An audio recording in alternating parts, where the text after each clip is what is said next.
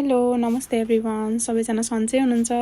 म चाहिँ आज लङ टाइमपछि चाहिँ टिकटक भिडियो पोस्ट गर्दैछु। अहिले चाहिँ मेरो फर यु पेजमा चाहिँ तेमु इन्फ्लुएन्सरहरूको चाहिँ धेरै भिडियो आउने गरेको छ के। अनि हुन त सबैको आफ्नो वे अफ अर्निङ हो होइन। अनि मलाई चाहिँ आफ्नो वे अफ साइड अर्निङ चाहिँ सेयर गर्न मन लाग्यो के। मैले यो उबर इट्स ड्राइभर गर्न लागेको धेरै पनि भएको छैन, जस्ट 4 मन्थ्स जति भयो।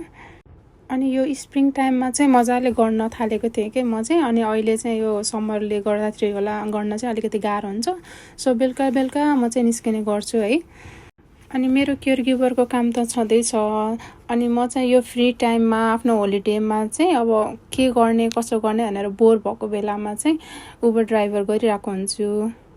हजुरलाई चाहिँ यो उबर ड्राइभर चाहिँ गर्नै पर्छ यो टाइममा भन्ने हुँदैन। आफ्नो मन परेको टाइम निकालेर चाहिँ हजुर निस्किन सक्नुहुन्छ।